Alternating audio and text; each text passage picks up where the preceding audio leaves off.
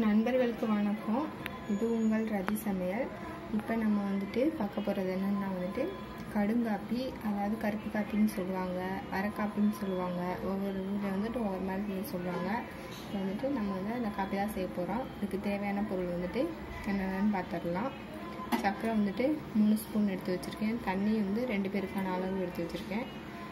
400 தண்ணி வந்து போதும் உங்களுக்கு, இல்லைன்னா 300 தண்ணி கூட எடுத்துக்கோங்க. வந்துட்டு காப்பித்தூள், ஏதோ ஒரு காப்பித்தூள் வந்து எடுத்து வச்சுக்கோங்க. இதுதான் உங்களுக்கு வந்து முக்கியமான பொருள். இஞ்சி, ஏலக்காய், புதினா, நீங்கள் மல்லி இருந்தால் கூட அதில் வந்து இடித்து போட்டுக்கலாம். வாங்க ஃப்ரெண்ட்ஸ், எப்படி செய்கிறதுன்னு பார்க்கலாம். வந்துட்டு தண்ணி ஊற்றிக்கலாம்.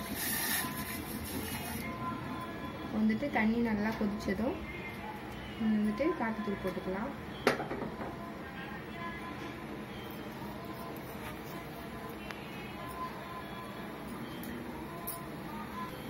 வந்துட்டு காப்பித்தூள் வந்து சேர்த்துக்கலாம்.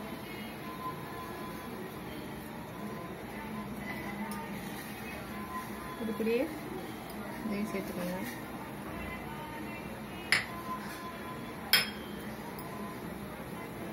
இது கூடயே சர்க்கரையும் சேர்த்துக்கோங்க. இப்போ வந்து நல்லா கொதிக்கட்டும் ஃப்ரெண்ட்ஸ். அவ்வளோதான், நல்லா கொதிச்சாலும் உங்களுக்கு வந்துட்டு ரெடி ஆகிடும். வந்துட்டு ஒரு நிமிஷம் வெயிட் பண்ணாலே உங்களுக்கு வந்து ரெடி ஆகிடும்.